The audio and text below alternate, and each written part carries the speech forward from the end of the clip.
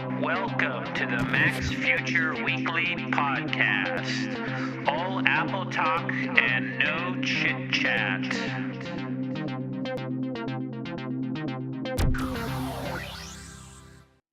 Okay, welcome to the Apple Podcast. This is episode 110, and it's Good Friday, and also, I guess, the first day of Passover. It's Friday, April 6th, and I missed last week. I got a little too crammed up with other work, but I got the iPad podcast out. So this is a podcast all about Apple, Apple-related news, Apple products, Apple apps, and it's a chit-chat-free podcast, so you can help it out by giving a positive review in the iTunes Store. So this is episode 110 of the Apple Podcast by Lex at Max Future. Let's get to it. Okay, well, it's a really good Friday, and it's a good Friday because of this news that comes, I'm reading it on Cult of Mac, and that is that AT&T has now agreed that it will unlock off-contract iPhones starting Sunday, which is Easter. So I guess it's an Easter present from AT&T. Now, in recent days, there's been stories that people have been emailing Tim Cook, the CEO of Apple, and that Tim Cook has helped them get their AT&T iPhones unlocked. So, well, what does this mean? Some of you might not know what unlocked means. Well, AT&T, if you buy a subsidized iPhone from Apple or AT&T, by subsidized, which means it's like $200 or $300, but you're locked into a 2-year contract. When your contract's up, AT&T would not unlock it so that you could use your iPhone with a different carrier that runs like a GSM network.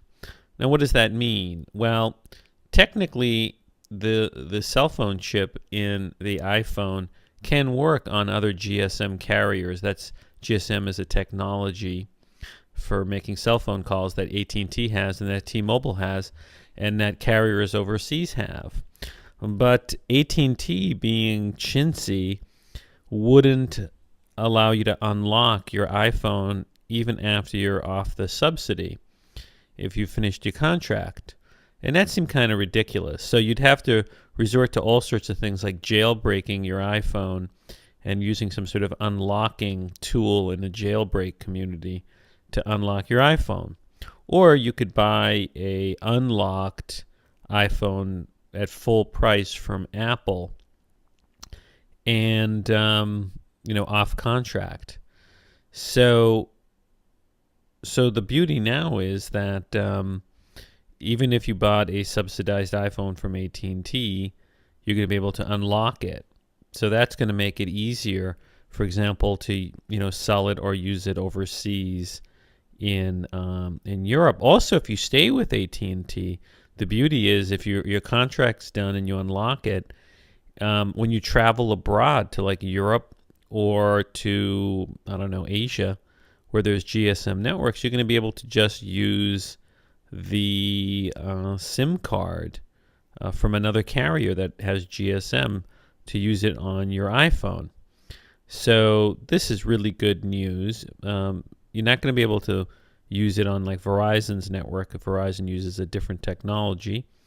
But I think it's great news, and I wonder why AT&T did this. Maybe Tim Cook told them that they were being maybe piggy. So anyways, I'm really happy about this, and maybe AT&T will do other things that are good for customers instead of screwing them over. Good news if you're an Apple shareholder like I am. Apple hit a new high yesterday. It's not trading its stock today, but Apple hit a new high of $634.66 for its share price. It closed for the day at $633.68, a little below that. So Apple's market cap now is $590 billion, almost $591 billion. It's pretty impressive. Its PE ratio is 18, which is still kind of low. So this is pretty remarkable. And who knows how high it will go? Who knows how low it'll go? I mean, the whims of the market can make it go in either direction, but it's truly remarkable. And who would have thought? 10 years ago, Apple would be worth this much money. If you look, let's look at this is kind of fun. Let's hit the maximum stock price chart here. I'm looking at Yahoo Finance. If we go back in time, well, it's taken a while to do it, but to tell you how much Apple stock is right now, that it went up down $9 the other day in price, and that was only 1.5%. So this chart's not working. This Yahoo Finance chart. We're gonna have to try something else. Well, Yahoo Finance isn't working, so I went to the Google Finance chart, and look, here's a 10-year view of the stock price. So, wow, back in April, 10 years ago, April 12th, 2002, or April 5th, 2002, it was trading at like $10 in today's dollars. So imagine you could have bought it for $10 and you would have had like a 63 times return. So if you had invested $1,000, it would now be worth $63,000. So that's pretty incredible. Look, if you want to play this game where you go back all the way in time, like to the early 80s, you could have bought it for $2. Let's see, if you bought it for an 82, it was trading just around $2, right, in 1982. So if you would have had a 315 times return. So if you bought $1,000 in 1982, it would now be worth $315,000. So that's pretty remarkable. If you had bought 10,000, it would be now worth, I guess, $3 million, your investment in Apple. So it's pretty impressive, like what kind of return. If we do I guess we could do a comparison with, let's say, do Dell. So Dell, Dell had its day. Like, look at this. This red line is Dell.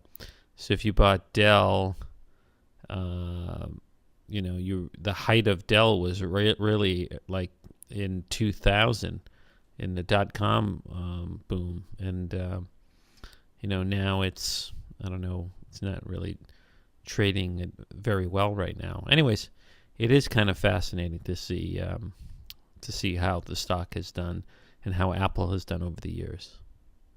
One of the more intriguing pieces of news I'm reading on MacRumors actually is some news that John Gruber mentioned on his talk show podcast with Dan Benjamin this week in discussing the iPad and the Kindle Fire.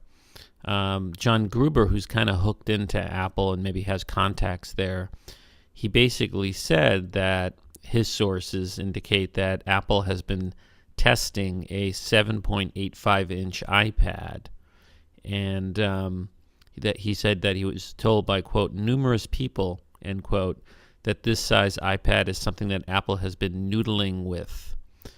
And he didn't say it was going to be released, but he did say it was going to. It's running the same pixel resolution as the iPad 2, 1024 by 68, and so it's shrunk down from the 9.7-inch iPad. And he basically said, look, if you take a screenshot of your iPad 2, put the photo in the photo app, and then tilt it landscape mode, the width of the current iPad is sort of like what the height of a 7.85-inch iPad would be. Now, I think if Apple can get the cost of making it down low enough so that it still has a hefty margin of, let's say, 30-35% profit, and able to price it lower, than what the iPad 2 is currently selling for, which is $399.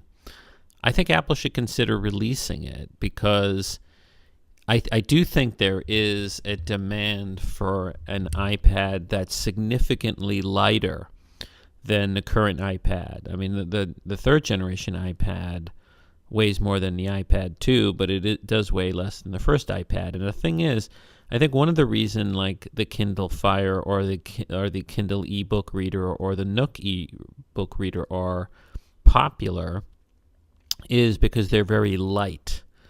And they're so light you can actually hold them comfortably in one hand. And I see this a lot on the subways in New York. I think you can't really stand with the iPad and hold it with one hand. You get really tired. And frankly, in bed with the new generation iPad, if you're lying in bed and holding up the iPad and you're not propping it on something, it's kind of heavy and your wrist gets kind of tired. You got to sort of place it on something. But the Kindle is light enough that you can. And I think it does make sense to, by having it be 1024 by 768, you could keep the same resolution of apps that run on the iPad 2, and they would run on this slightly smaller iPad, the iPad mini. And the big question is the price. What would you price it at? And remember, once you start shrinking the iPad, it starts to look a little bit like the iPod Touch. And the entry-level iPod Touch, which has 8 gigabytes in it, sells for $200 to match the Kindle Fire, which is, I think, $200. I think Apple could price the mini iPad at, I don't know, $300 and keep the iPod Touch at $200, and so it would have a $200 product, a $300 product, a $400 product, a $500 product, and a product all the way up to $800 or so. So, I don't know when this is going to come out, but I would not be so surprised if Apple actually came out with a smaller iPad like this 7.85 inch. Now, there's also stories out there that Google is planning to come out with its own Google tablet to compete with the Fire. The Kindle Fire is sort of a fork of Google's Android operating system, which is open source to some extent. So Apple could do that to sort of compete against Google and Amazon, because if Apple comes out with a relatively cheap mini iPad that's the same size as the Kindle Fire or this Google tablet, it does a number of things. One, it captures a lot of customers who maybe are getting the ebook readers or the Kindle Fire because they want something lighter and smaller. It also captures customers who can't really afford a $400 or $500 iPad. It also just broadens the range of the product. And if they can keep the same pixel count as in the iPad 2, I think it'll work. So anyways, we'll have to see. I think this is definitely gonna happen. I mean, that's my sense. I think even though Steve Jobs said he doesn't want to go smaller than a 9.7 inch, I think Tim Cook is more practical, and I think we'll see it. And my guess is we'll see it before Christmas. Now, in the patent filings between Apple and its competitors in the Android world, things are heating up. There's a story out in Reuters today that Apple on I guess today argued in the Court of Appeals, I guess in California, appealing from the district court judge's refusal to enter an injunction against Samsung to stop selling the Galaxy product line. Now, Apple basically had argued that Samsung had just sort of ripped off the look and feel of the iPad and the iPhone. And the district court judge Koh found a lot of things like, that there was, it looked like it and all that, but it didn't find any real harm, particularly with the iPad. And so Apple has appealed to a higher court, the Court of Appeals, to argue, that an injunction should be in place. An injunction would stop the sale, I guess, of the Samsung product for infringing on Apple's patents. But from the coverage of the argument, it sounds like it's not the Ninth Circuit, it's the U.S. Court of Appeals for the Federal Circuit, and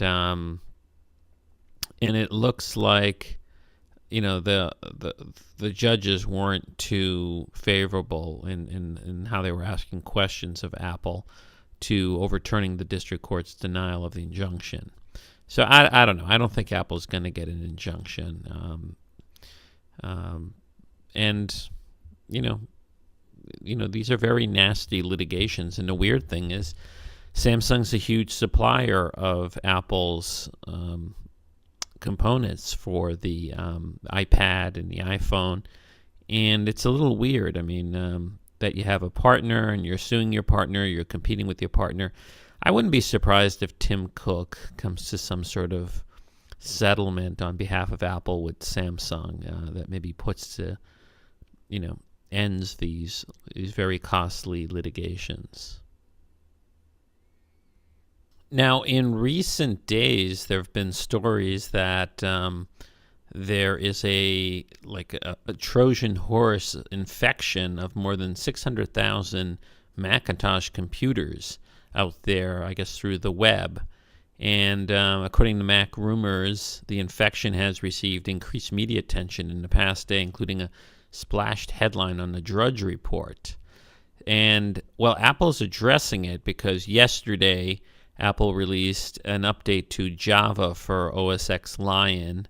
It's an update that closed a vulnerability in the Java applet, I guess that's part of your OS.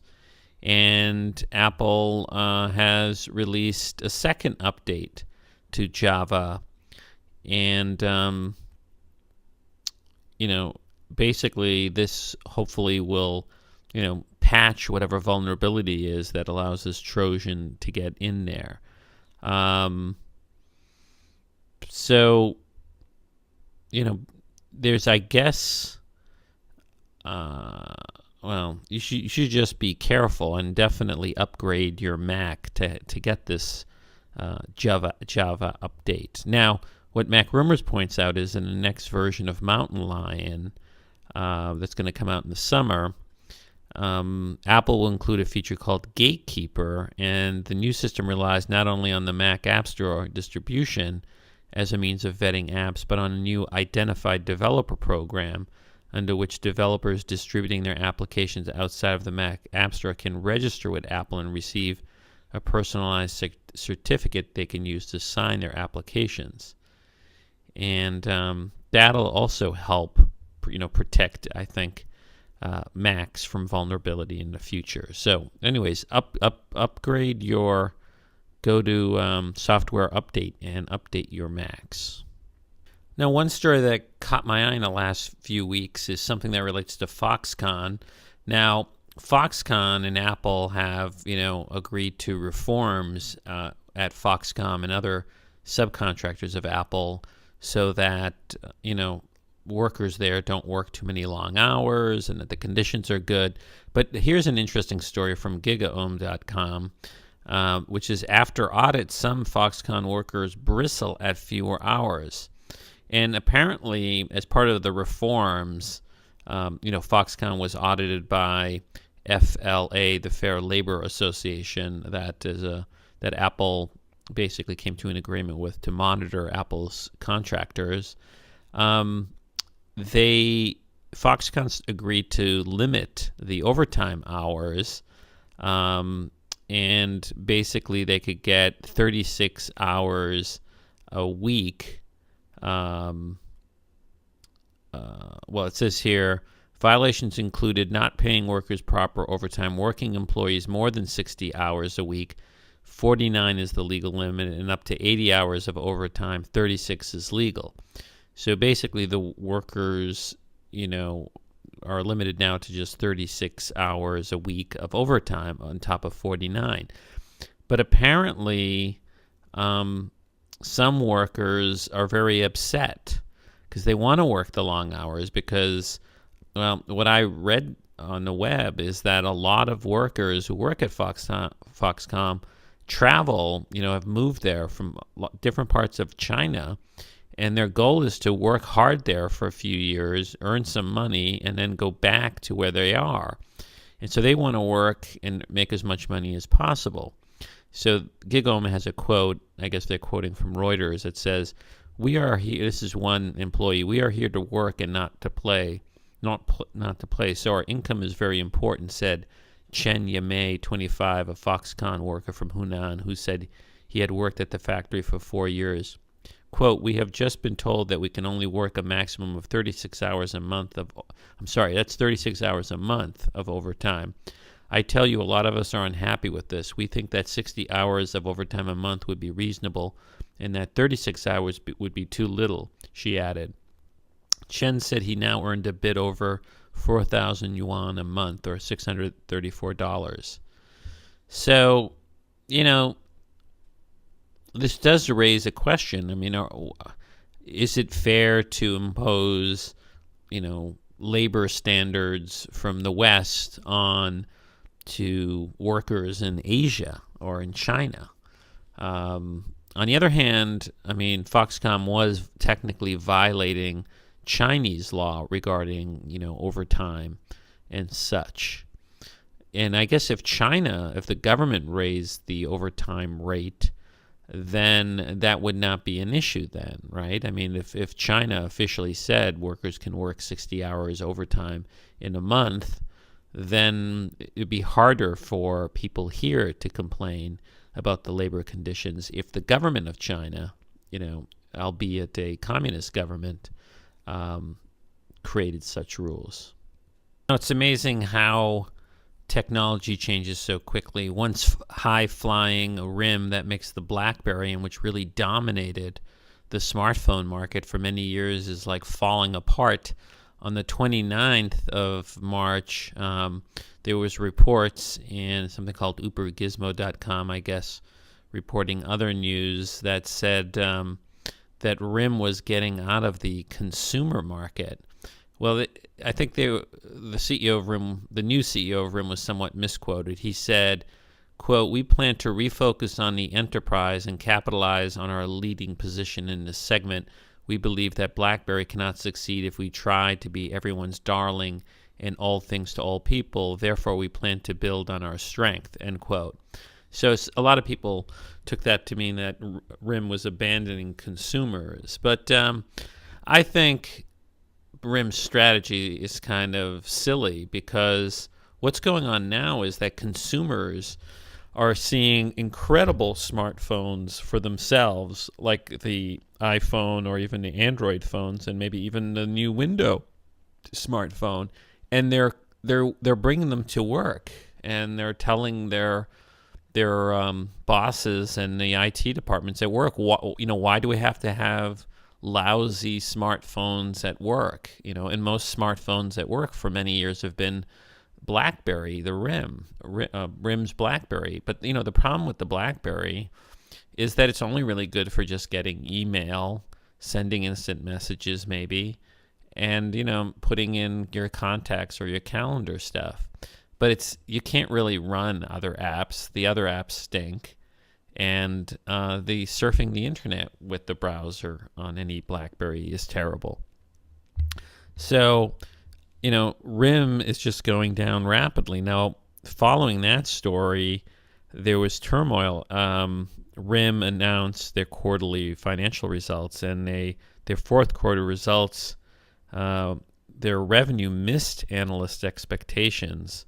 And it also resulted in the resignation of co-CEO Jim Balsillie, and also the departure of executives at RIM. So it said on April 5th that CNBC has learned that Alistair Mitchell, a former vice president of the BBM platform and integrated services, no longer with the company, and another guy who was high up there. So, I mean, this is a lesson that Apple should take heed from, which is you can be on top, but things can change rapidly if you don't innovate and, stay ahead of the pack. Because for many years, RIM was ahead of the pack. I mean, I remember in like 2000 or so, how everybody, really wanted a BlackBerry, that those were the hot things because you'd get this sort of push email everywhere. And people were thrilled with that, and that became like the device to have. And, the question is what's going to be our personal device, our smartphone, our mobile computer 10 years from now? Is it going to be Apple? Is it going to be Google? Is it going to be Windows? Or is it going to be somebody completely else?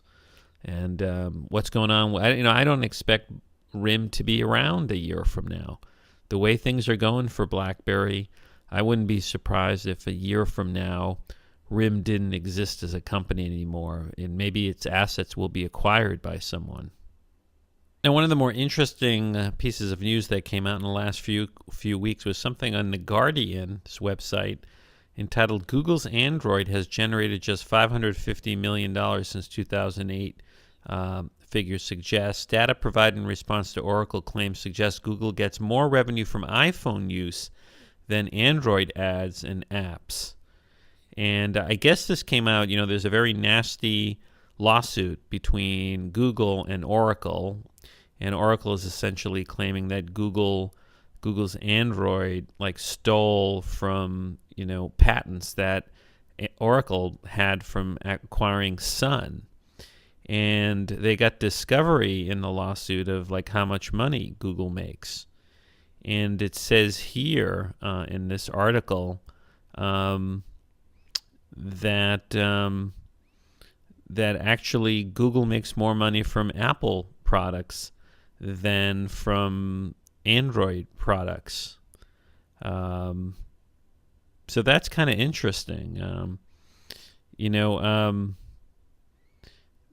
You would think, Google has invested so much in Android, and it used to be allies with Apple. Did it make a mistake? It says here in the article, with roughly 200 million Android devices having been activated to the end of 2011, including an estimated 90 million during the past 2 years, it suggests that Google derives slightly more than $10 per Android handset per year. So Google hasn't released specific numbers, and it says here the figures emerged from a damages offer that Google made to Oracle as part of a settlement talks ordered by the judge in the case. And it says in the pre-trial settlement offer, Google proposed that it would pay Oracle a percentage of revenues from Android, suggesting it would pay $2.8 million in damages on the 2 remaining patents that Oracle is asserting for the period to 2011, and then 0.5% of ongoing Android revenue on one patent which expired this December, and 0.015% on another which expires in 2008. It says here that the court documents do not explain how the Android revenue is calculated, but the key source would be advertising revenue. It says Google also gets 30% cut from app sales to the Android devices. So, I don't know. Was it a big mistake for Google to go this route of giving out Android for free in the hopes of getting advertising? Because the other thing we're seeing now is various companies, including Apple, taking steps to sort of cut out Google from their devices. Most notably, Apple in its iPhoto app for iOS no longer uses Google Maps, but uses an open source mapping program. And I wonder if Apple ever, acquires a search engine, would it dump Google Google search on iPhones. So I don't know. I think time will tell whether Google made the right move in, upsetting Steve Jobs and Apple by competing with Apple by releasing the Android operating system. Speaking of Android, one of the more colorful blog posts in the last 2 weeks was on ZDNET.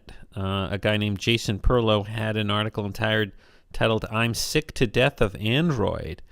And basically, this journalist was, I guess, a very big Android fan of both tablets and phones, but he's very upset with the way Google is handling the Android ecosystem. And here's what he said. He said, "So I've decided that unless major improvements occur in the management of the Android ecosystem by Google in the next year, and if conditions for supporting handsets by Tier 1 OEMs and main U.S. wireless carriers do not improve dramatically, the Galaxy Nexus and Droid Bionic are going to be my last Android smartphones." He says, quote, "And I've also decided that until the support situation substantially improves, I'm no longer going to recommend Android products to my friends, family, and colleagues. I'll point them towards Apple's iOS and Microsoft's Windows Phone instead. At least with these platforms, you're guaranteed core operating OS updates and bug fixes for the length of your contract. I'm simply sick to death," he says, "of putting up with all of these issues that seem to have no end in sight.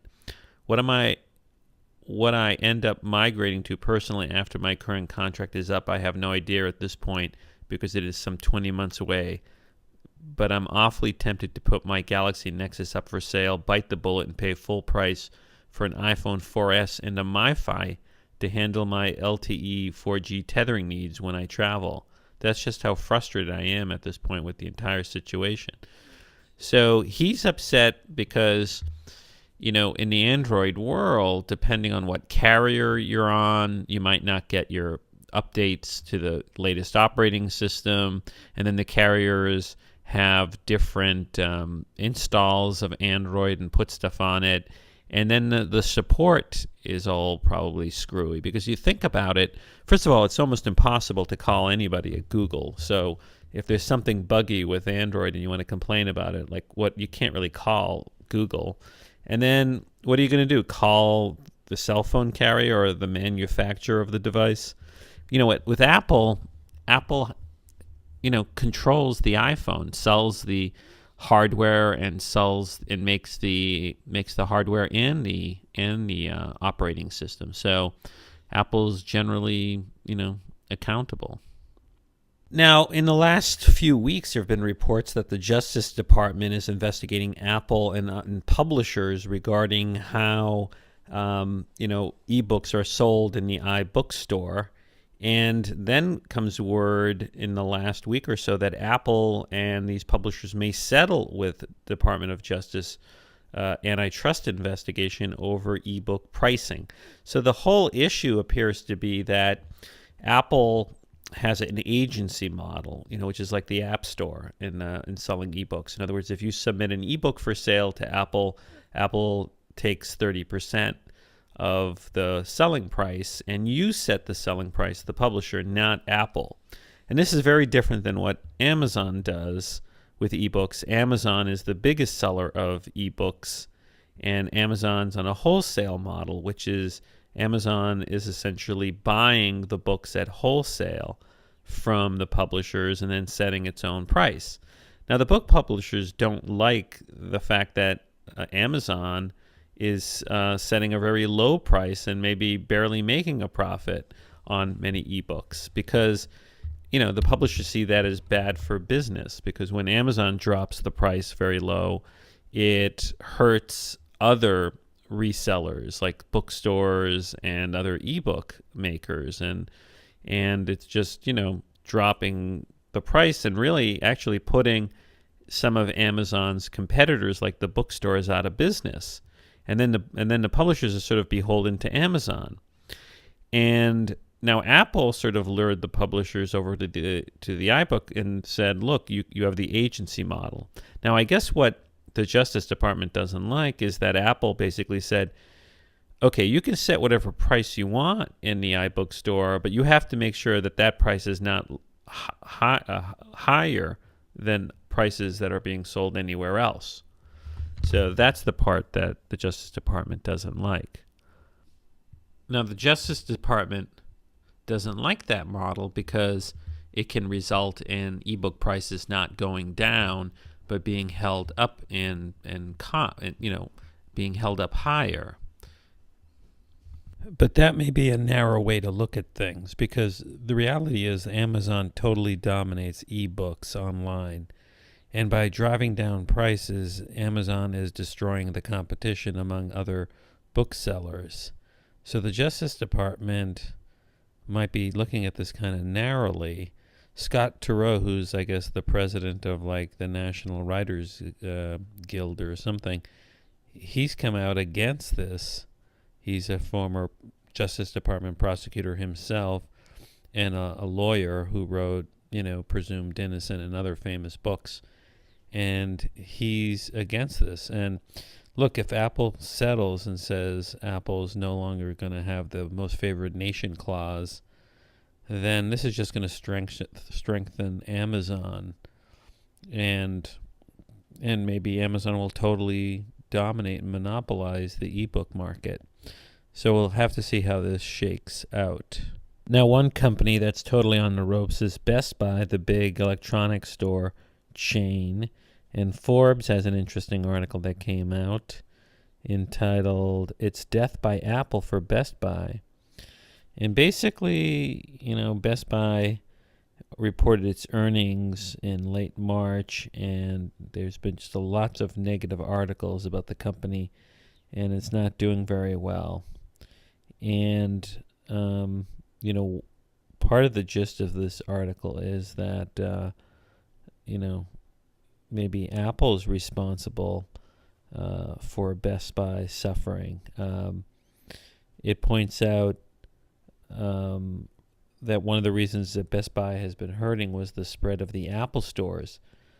And, the Apple stores, it says here, were a thing of beauty, more fun, and the staff was more knowledgeable in comparison to the Best Buy stores. So, that could be one of the reasons Best Buy is not doing well. Also, the article said that, people go to Best Buy and then go to Amazon. It says here, quote, "There's only so much money consumers can spend on electronics. Even a cursory look at Apple's financial statements show that Apple has been increasingly attracting a higher and higher proportion of dollars consumers spend on electronics. Now, if Apple introduces iTV and it becomes popular as anticipated, worse days are yet to come for Best Buy." So, I don't know. It could be that Apple's success comes at the cost of, more traditional electronic stores like Best Buy. We saw Circuit City go out of business, and I wouldn't be surprised if Best Buy goes out of business. Frankly, the problem with Best Buy is it's just cluttered with junk and poor service. And, I do think that the Apple stores take things to a higher level. Now, one of the more stunning statistics that came out in the past few weeks came out from CNBC, which had a story, a video, but the headline was very interesting. It said that Apple device in half of U.S. homes, and it says according to a CNBC survey, half of U.S. homes have a product from tech giant Apple, and 61% of homes with kids own an Apple device, consumer expert says. And look, I believe that. I mean, Apple has been selling the iPod since 2001, and that's been a huge hit with kids and everybody. And then, of course, the iPhone is ubiquitous, and now the iPad, and then you have the Macintoshes. So between the, and also Apple TV. But I bet you, like, most people have iPods still. That's when you look at that statistic, half of all U.S. homes, you figure the iPod is the thing that is saturated everywhere. And then there's probably a decent chunk of people with iPod touches and iPhones and then iPads. And then I bet you the smallest category is Macintoshes. So I'm not too surprised by these stats. Another interesting stat from TUAW.com, and I guess they were reporting, I don't know, from someone else, but the big stat is that in Japan, Apple is Japan's top consumer brand for the first time. Now, that's pretty stunning, because I don't know if you remember, but many years ago, America was worried that they were being overrun by Japanese electronics companies like Sony. And instead, now it's just a total reversal, and America is dominating in Japan electronically. It says here Apple is number 1 brand, Google number 2, something called Uniqlo number 3, YouTube number 4, and Panasonic and Nissan are 7 and 8. So it says here the iPad, iPhone, and other Apple products have become so popular in Japan that Apple is now Japan's top consumer brand. So it says here Apple was barely visible 3 years ago in Japan at number 64. So it's really turned things around, and I wonder if this is the case in other parts of the world too, not just in Japan. Okay, so one of the kookiest products that I've seen also is on the TUAW.com website. They had an article entitled "Ski Helmet Charges iPods, iPhone, and Other Mobile Devices." And the article basically says that a team of German researchers is working on technology that could let you ski all day without worrying about your battery. It says that at a university in Berlin have created a solar helmet that charges your mobile devices while you ski. The helmet has a curved solar panel skin, integrated headphone, and a microphone, so you can use your phone or MP3 player. Now that kind of makes sense, because when you go skiing in high altitude, the sun is very bright. So I just wonder how much charge you'd get out of your ski helmet to charge your iPad. The iPad has a pretty big battery. I don't know, this sounds kind of gimmicky to me, but it's definitely creative and one of the more interesting iPod accessories or iPhone accessories I've seen. Now, if you've upgraded to the latest software for the Apple TV 5.0, which has all those tiles, and you still want to jailbreak your Apple TV, you can do so now. Cult of Mac had a story from Alex Heath on March 30th that said that the folks at Firecore have released a new jailbreak for the latest operating system for the Apple TV, and basically a new version of Season Pass and a ATV Flash have been released to allow you to enhance your Apple TV. So, I did this once, but if you do jailbreak it and enhance it, you can get things on your Apple TV like Couch Surfer, Last.fm, Maintenance, Media Player, Neato TV, RSS feeds, Weather, Overflow, Plex, Remote HD. Actually, Plex is not working. Overflow is not working either. But, it's kind of a... I don't know. I always found it harder to jailbreak the Apple TV than like an iPhone. But if you're really into it, there is a way now with 5.0 software to jailbreak the Apple TV. And we know that Apple has accused Android and Google and other companies that make Android devices of stealing Apple's intellectual property. But Pando Daily pointed out recently in an article that NBC has stolen Apple's artwork, and it says here basically that NBC put up a casting call page, and it basically took the Xcode, Apple's Xcode icon, and used it for their own purpose. So, people are lifting pictures off the internet all the time, but I think it's a little weird for a major corporation like NBC to lift an icon that Apple made for its Xcode and use it for its own purpose. So, maybe Apple will sue NBC. We'll see. Now, one thing that I've been waiting for a really long time is having SSD drives externally hooked up to my Mac through a Thunderbolt port. Now, my MacBook Air has a great Thunderbolt port, and Thunderbolt allows you to have incredible data speeds, like up to, 10 gigabytes per second. And one of the things I've been waiting for is a nice, cheap, external SSD drive that hooks up to my, let's say, MacBook Air through Thunderbolt, and I could, boot my computer externally. And but the thing is, there hasn't been many, cheap ones. And one product came out, LaCie, which makes hard drives, has a Thunderbolt eSATA hub. And what that allows you to do, and I guess it costs like $200, and it's shipping now. And basically it allows you to hook up eSATA drives externally to your Thunderbolt port. And you can hook up, it's got two eSATA ports. Now, unfortunately, though, the eSATA connections that it has are 3G. So it's at the slower eSATA rate. Right now, there are 6G eSATA rates where you can get like 500 megabytes per second writing, and 3G eSATA is like, 240 megabytes per second. So still, it's blazing fast compared to a regular hard drive. But it would have been nice if LaCie had something with 6G. Now, one company that I'm really waiting for to come out with external Thunderbolt ports or drives is OWC, Otherworld Computing. Now, one of my favorite online stores is OWC.com, or Mac Sales, and they've been around for, as long as I know, selling Apple-related and Mac-related products. And I had them upgrade my iMac 6 months ago to put SSD drive in there. I had a 2010 iMac that had regular hard drives in it.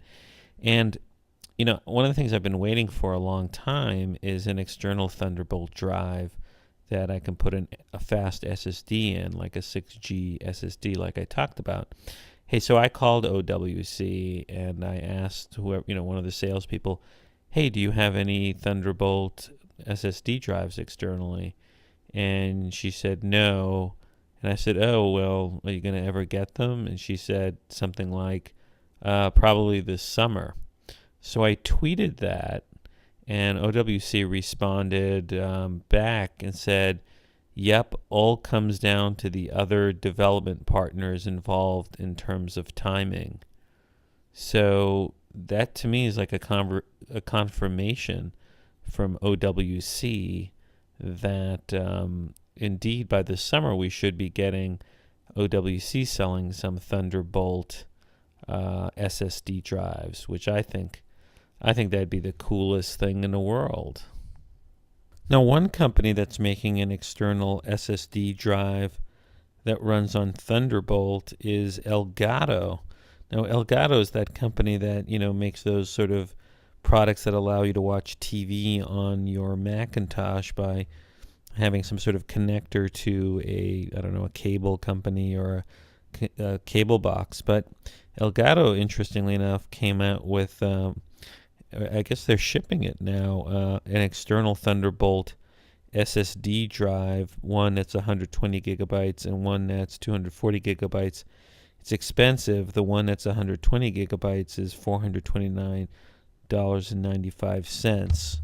Now, one thing that kind of bums me out about this Thunderbolt drive is that it looks like it's just a 3G eSATA drive, because on their specs they have just 270 megabytes per second, which is still, like I said, really, really fast when compared to FireWire 800, which they have down as 80 megabytes per second, or USB 2.0 at 35 megabytes per second. But I would like there to be the 6G SSD, which would be 500 megabytes per second. But I'll tell you, when that comes out, and I hopefully OWC will do that, it's going to be kind of revolutionary, because here's what my thinking is. If you have a really cheap, or if you have a really light SSD Thunderbolt drive, which is self-powered by the Thunderbolt port, you could put your Mac operating system image on that drive, keep it in your pocket, and then when you plug it into any Mac that has a Thunderbolt port, you boot it and you have your computer. So instead of carrying around a heavy computer, you just carry around your computer on an SSD drive, and if there are Macs around that have Thunderbolt ports, you can just easily plug it in and boot from it. And I think that'd be just a great way for computing in the future. I mean, maybe in the future you'll even have like a fast flash drive that's your operating system, and then there are just hardware clients around where you plug into and boot your computer. So, that's something I think I'm looking forward to, which is having these very fast, 6G SSD drives connected to Thunderbolt. So hopefully that'll come this summer from OWC. Okay, thanks for listening to episode 110 of the Apple Podcast. This is Lex at maxfuture.com, and we'll see you next week.